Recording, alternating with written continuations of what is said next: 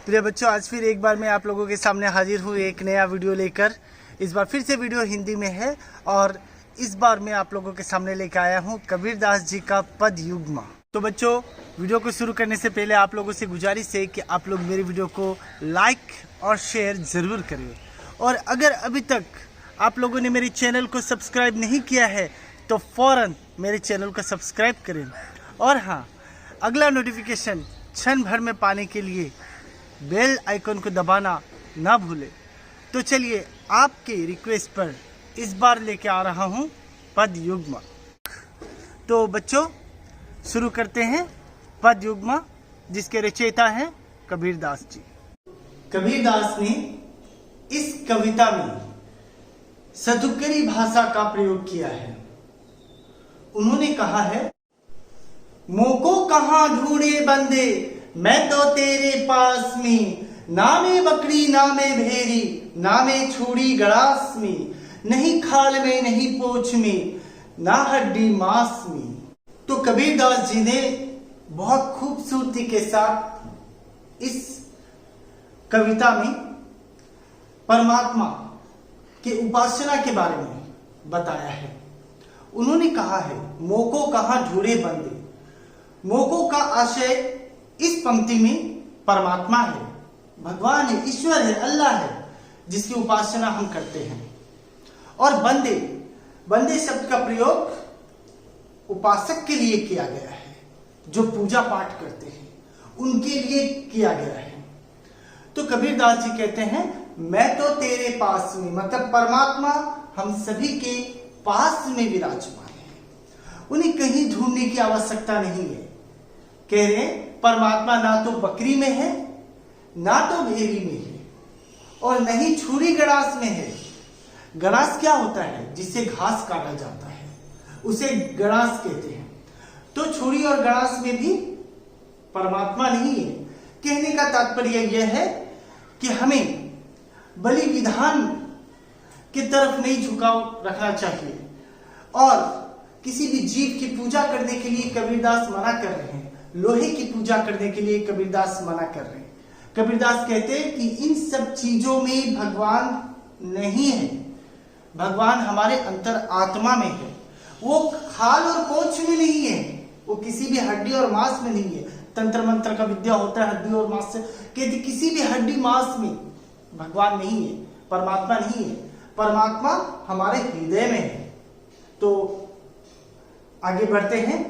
नामे देवल नामे मस्जिद, ना काबे कैलाश में, ना तो कोनो क्रिया कर्म में, ना ही जोग बैराग में। कबीरदास के अनुसार परमात्मा, भगवान, अल्लाह, इनका निवास स्थान किसी देवल में नहीं है। देवल का मतलब होता है देवालय। देवालय मतलब मंदिर, जहां हिंदू समुदाय के लोग पूजा उपासना करते हैं, और वही मस्जिद जहां मुस्लिम समुदाय के लोग नमाज पढ़ते हैं। तो इनके पूजा उपासना की जगहों को बता रहे कि यहाँ परमात्मा का निवास स्थान नहीं है। वहीं पे साथ ही कह रहे कि परमात्मा काबे और कैलाश में नहीं रहते। काबा, जो कि सऊदी अरबिया में है, मुस्लिमों का पवित्र तीर्थ स्थल, और कैलाश पर्वत, जो हिंदुओं का पवित्र तीर्थ स्थल। तो कबीरदास जी इस बात की अवहेलना करते हुए कहते हैं कि परमात्मा का निवास स्थान ना तो किसी उपासना के जगह में है, ना तो किसी तीर्थ स्थल के जगह में है। वहां जाना बेकार है, ठीक है, लेकिन इसका मतलब ये नहीं है कि हम वहां जाना बंद कर दें। कबीरदास जी का कहना है कि मन में अगर पवित्रता नहीं है तो मंदिर, मस्जिद, काबा, कैलाश में जाना बेकार है। ठीक है, पहला कि परमात्मा का असली निवास स्थान हमारे हृदय में है। अगर हृदय ही हमारा सही नहीं है, ठीक है, हम पापी हैं, हम गलत काम कर रहे हैं, हम बेईमानी कर रहे हैं, तो फिर हमें पूजा करके क्या मिलेगा? हमें पूजा करके कुछ नहीं मिलेगा। साथ ही वो कह रहे ना तो कोनो क्रिया करनी, ठीक है, हम गलत पे गलत काम कर रहे हैं और हम हवन करवा रहे हैं, हम मिलाद करवा रहे हैं, कोई फायदा नहीं है। कबीरदास के हिसाब से ये जो हवन कर रहे हैं, ये मिलाद कर रहे हैं, ये सब में भगवान का, अल्लाह का निवास स्थान नहीं है। और अगर हम संन्यास ले लेते हैं, हम वैरागी हो जाते हैं, तो भी हमें परमात्मा नहीं मिलेगा। ठीक है। परमात्मा सिर्फ दिल में है, सच्चा दिल में है। दिल सच्चा है, मन सच्चा है, सही काम कर रहे हैं, पुण्य का काम कर रहे हैं, परमात्मा हमारे साथ साथ रहेगा।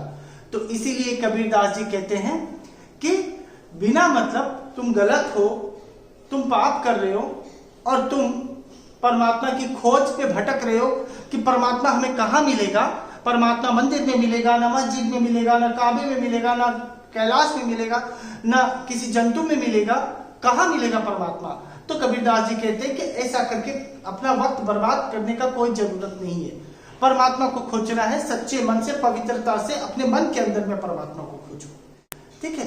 तो इसीलिए कबीरदास ने कहा कि परमात्मा मंदिर मस्जिद में नहीं है। जो सच्चे मन से परमात्मा की उपासना करते, परमात्मा उसके पास में, चाहे वो घर में बैठ के उपासना करो, चाहे वो किसी पूजा स्थल में जाकर उपासना करो, सच्चे मन वाली इंसान के हृदय में परमात्मा का निवास होता है।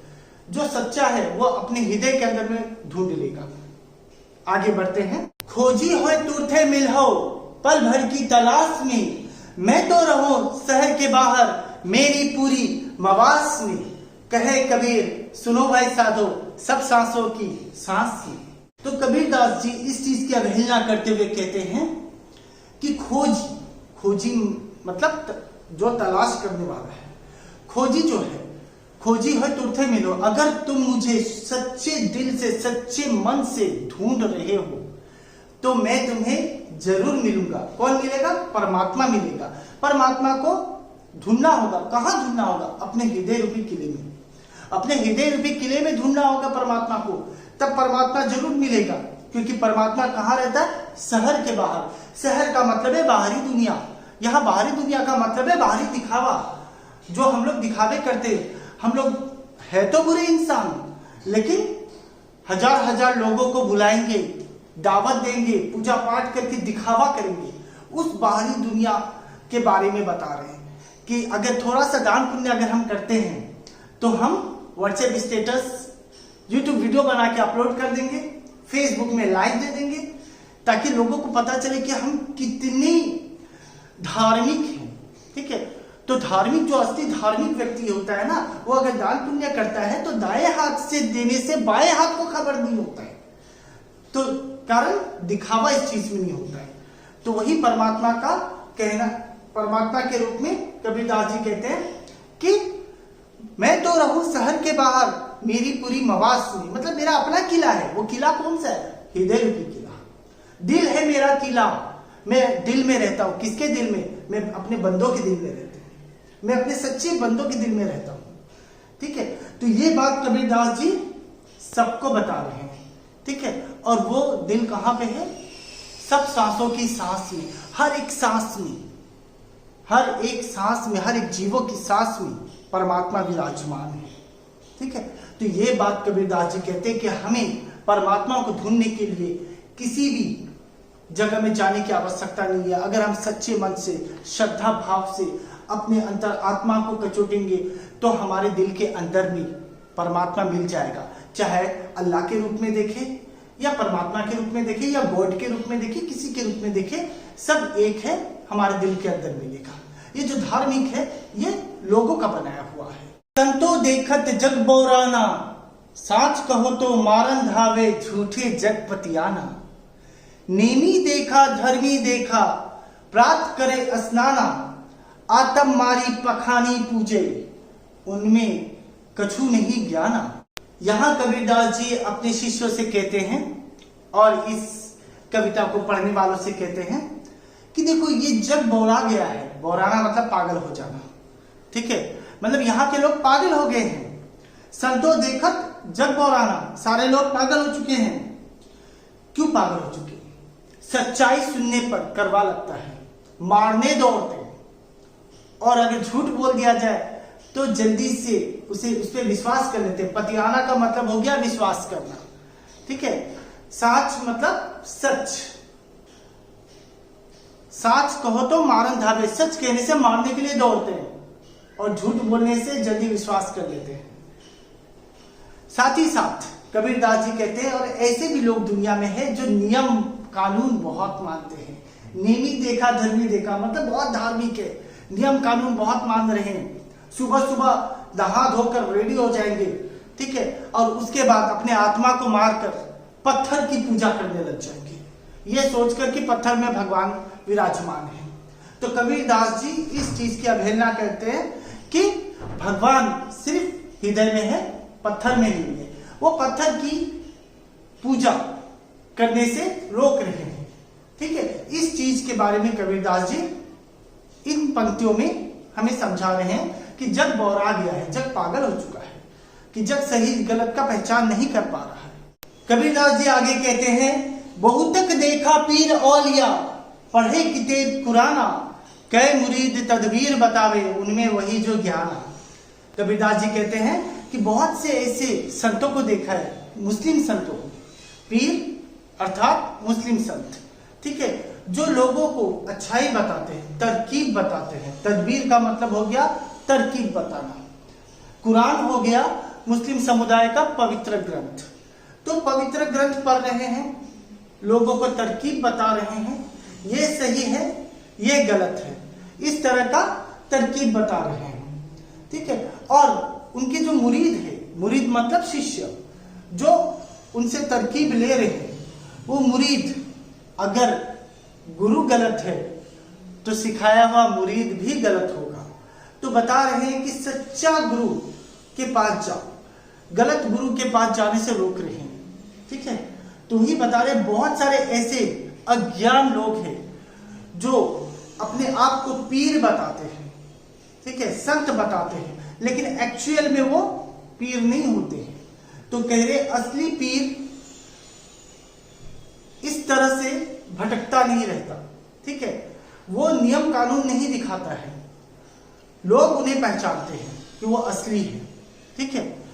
तो कबीरदास जी इसी बारे में बता रहे हैं कि असली संत के पास जाओ, असली गुरु के पास जाओ, जिससे तुम्हें सही गलत का पहचान होगा। कबीरदास जी आगे कहते हैं, आसन मारी दिन धरी बैठे, मन में बहुत गुमाना, पीपर पाथर पूजन लागे, तीरथ गर्भ भुलाना। तो बोल रहे हैं बहुत सारे ऐसे ढोंगी पंडित हैं, ठीक है, जो आसन बिछाकर बैठ जाते हैं, ठीक उसी तरह से जिस तरह से ढोंगी पीर सामने कुरान लेकर बैठ जाते हैं, और उसी तरह से ढोंगी पंडित आसन बिछाकर बैठ जाते हैं और अपने अंदर गुमान बहुत रखते हैं और डिम बहुत हाँकते हैं कि मैं बहुत बड़ा पंडित हूं, मैं बहुत बड़ा पीर हूं, ठीक है। और पूजा पाठ, पत्थर की पूजा करने बैठ जाते हैं, अल्लाह के बारे में बताने बैठ जाते हैं। तो ऐसे लोग जो खुद को दिखा रहे हैं कि हम बहुत ज्ञानी हैं, उससे बच के रहने के लिए बोल रहे हैं कि ऐसे लोगों से बच के रहो जो खुद को बहुत बड़ा ज्ञानी समझ रहा है, जो तुम्हें दिखा रहा है कि देखो मैं पीर हूं, मेरे सामने कुरान है, देखो मैं बहुत बड़ा पंडित हूं, मैं माला जप रहा हूं, ठीक है, मैं बहुत बड़ा ज्ञानी हूं। उनसे बचने के लिए कह रहे कि उनके अंदर जो ज्ञान है वही वो जानता है, असली ज्ञान नहीं। अगर असली ज्ञान होता तो दिखावा नहीं करता। ये चीज कबीरदास जी कह रहे और हमें रोक रहे हैं ऐसे लोगों के चंगुल में पड़ने से। कबीरदास जी आगे कहते हैं, टोपी पहरे माला पहरे, छाप तिलक रुमाना, साखी सब्जी गावत भूले, आत्म खबरी न जाना। कबीरदास जी कहते हैं कि जो दिखावे वाले जो पीर और दिखावे वाले जो पंडित गुरुजन है, ये लोग टोपी पहन लेंगे, माला ले लेंगे हाथों में, माला जपने लग जाएंगे और तिलक, बड़े बड़े छाप तिलक मतलब इस टाइप से लगा लेंगे। लगाने के बाद अपने आप को सर्वश्रेष्ठ कहेंगे, लेकिन इन्हें तो साखी शब्द, ये सब तो भूल चुके। एक्चुअली साखी शब्द क्या है? साखी शब्द और रमैनी कबीरदास के बीजक का 3 अंश है। अब बीजक क्या है? कबीरदास की वाणियों के संग्रह को बीजक कहते हैं और बीजक का 3 भाग किया गया है, एक साखी, दूसरा शब्द और तीसरा रमैनी। तो अपनी पुस्तकों के बारे में ये कह रहे हैं कि साखी शब्द ही गावत भूले, इनकी चर्चा भूल चुके हैं। कबीरदास जी जो उन्हें समझाना चाहते हैं वो भूल चुके हैं। क्यों भूले? उनको अपने आत्मा का खबर नहीं है, ठीक है, आत्मा का ज्ञान नहीं है उन्होंने अपने आत्मा को कभी पहचाना नहीं है, कभी आत्मा के अंदर झांकने का कोशिश नहीं किया है कि सच कर रहे, सही कर रहे या गलत कर रहे हैं। आगे कबीरदास जी ने बहुत खूबसूरत पंक्तियों की रचना की है। हिंदू कहे मोहि राम प्यारा, तुर्क कहे रहीमाना, आपस में दो लड़ी लड़ी मुए, मर्म न कहूं जाना। कहने का तात्पर्य यह है कि जो हिंदू लोग हैं, हिंदू समुदाय के लोग, वो कहते हैं राम हमें प्यारा है, राम ही सब है। और जो मुस्लिम समुदाय के लोग हैं वो कहते हैं कि रहीम हमें प्यारा है, रहीम ही सही सब कुछ है। तो इस बात पर कि राम सर्वश्रेष्ठ है, रहीम सर्वश्रेष्ठ है, इस बात पर दोनों आपस में लड़ने झगड़ने लगते हैं और लड़ झगड़ कर मर जाते हैं। ठीक है, एक्चुअल में उन्हें तत्व ज्ञान का बोध नहीं है, उन्हें पता ही नहीं है कि जिस रहस्य की बात वो कर रहे हैं वो रहस्य है क्या। ये राम और रहीम का भेद आया कहां से? ये जो लड़ रहे हैं आपस में, धार्मिक गतिविधियों को लेकर जो लड़ाई कर रहे हैं, ये धर्म बना कैसे? इनके बारे में जानते ही नहीं है। अगर वो धार्मिक ग्रंथ पढ़ते, अगर वो वेद, पुराण, कुरान, बाइबल पढ़ते, तब उन्हें पता चलता कि असली धर्म क्या होता है। बिना पढ़े वो आपस में लड़ा देते हैं। और ये लड़ाते कौन है? ये अज्ञान गुरुजन, जिनके अंदर ज्ञान नहीं है और वो संदेश फैलाते रहते हैं, अज्ञान होकर संदेश फैलाते रहते हैं। उनके संदेश की वजह से दो धर्म के लोग आपस में लड़ाई झगड़ा करने लग जाते हैं और मर मिटने लग जाते हैं। तो इस चीज के लिए कबीरदास कहते हैं कि तत्वबोध का ज्ञान होना बहुत जरूरी है। जिसके पास तत्वबोध का ज्ञान है वो कभी भी गलत नहीं होगा, वो सही गलत का पहचान कर पाएगा और किसी भी धर्म को वो चोट नहीं पहुंचाएगा। क्योंकि सब धर्म का नींव क्या है? सब धर्म का नींव एक ही है कि सही रास्ते पे चलना। तो वही चीज कबीरदास जी कहते हैं कि सही रास्ते पे चलो। धर्म को लेकर आपस में लड़ाई करने के लिए वो मना कर रहे हैं। आगे कबीरदास जी कहते हैं, घर घर मंत्र देख फिरत है, महिमा के अभिमाना, गुरु के सहित सिख सब बुरे, अंतकाल पछताना। तो घर घर मंत्र देख फिरते, खुद को ज्ञान नहीं है, खुद अज्ञान है, कभी वेद, पुराण, कुरान ये सब के सामने नहीं आए, ये सब से दूर रहे और दूसरों के घर में जाकर धर्म के बारे में बता रहे हैं कि हमारा हिंदू धर्म बहुत अच्छा है, हमारा इस्लाम धर्म बहुत अच्छा है। ठीक है, हमें इनसे दूर रहना चाहिए। इस्लाम धर्मी लोग बोलेंगे हिंदू से दूर रहना चाहिए, हिंदू धर्मी लोग बोलेंगे इस्लाम से दूर रहना चाहिए। इस तरह से गलतफहमी एक दूसरे के अंदर बढ़ा रहे हैं। और ऐसे गुरु के शिष्य, शिक्षा मतलब शिष्य, ऐसे गुरु के शिष्य आखिर में जाकर बहुत पछताते जब उन्हें हकीकत का सामना करना पड़ता है, जब उन्हें हकीकत पता चलता है कि कोई भी धर्म किसी भी धर्म को गलत करार नहीं देता, सब धर्म अपने जगह सही है। तो यही चीज कबीरदास जी हमें बता रहे हैं कि किसी भी धर्म की अवहेलना मत करो, किसी धर्म को गलत मत बोलो। ठीक है, सब धर्म में अच्छी बातें बताई गई है। और अंतिम दो पंक्तियों में कबीरदास जी कहते हैं, कहे कबीर सुनो हो संतो, इस सब भर में भुलाना, कैतिक कहो कहा नहीं माने, सहजे सहज समाना। तो कबीरदास जी कहते हैं संतों को, वो संत यहाँ पे सब कोई पढ़ने वाला, उनके काव्य को पढ़ने वाला हर एक, उनसे वो समझा रहे हैं कि ये जो भ्रम में पड़े हुए हो, ये जो धोखे में पड़े हुए हो, ठीक है, धार्मिक गतिविधियों को लेकर चल रहे हो, ठीक है, इस धोखे से दूर निकलो, बाहर निकलो। कितना कुछ है जानने के लिए, उसे जानो। ठीक है, अगर सही चीज समझ जाओगे, हकीकत को जान जाओगे और इन ढोंग से दूर हो जाओगे, बाहरी दिखावे से दूर हो जाओगे, ठीक है, और ढोंगी बाबा से दूर हो जाओगे, ढोंगी गुरुओं से दूर हो जाओगे, ढोंगी पीर और पंडितों से दूर हो जाओगे, तब जाकर सही गलत का पहचान होगा और सच्चा गुरु, सच्चा पीर और सच्चे पंडित को पहचान पाओगे। तभी जाकर तुम्हारे दिल में पवित्रता के बल पर आत्मा और परमात्मा का मिलन संभव होगा।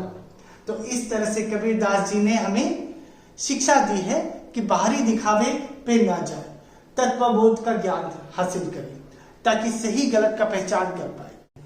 तो यही था कबीरदास जी का संदेश हम सब के लिए कि परमात्मा एक है, परमात्मा को खोजने की कहीं आवश्यकता नहीं है। कोई गुरु अगर हमें किसी धर्म के लिए बहका रहा है तो हमें बच के रहना चाहिए ऐसे गुरुओं से, ठीक है। अपने मन की सुनना चाहिए, अपने मन में जो बसे हुए परमात्मा है उनकी खोज करना चाहिए और सच्ची भक्ति से अगर हम तलाशेंगे तो हमें वो जरूर मिलेगा। तो यही है कबीरदास का संदेश। तो इसी के साथ बच्चों आज का ये सेशन को यहीं समाप्त करता हूँ। सेशन को समाप्त करने से पहले फिर से आप लोगों से रिक्वेस्ट करता हूँ कि मेरे वीडियो को लाइक शेयर जरूर करें और मेरे YouTube चैनल को सब्सक्राइब करना ना भूलें। साथ ही नोटिफिकेशन वक्त पर पाने के लिए बेल आइकन को दबाना ना भूलें। और हाँ, एक बात ज़रूर, कमेंट बॉक्स में अपने विचार ज़रूर लिखें। इसी के साथ मैं अलविदा कहता हूँ इस सेशन से। धन्यवाद।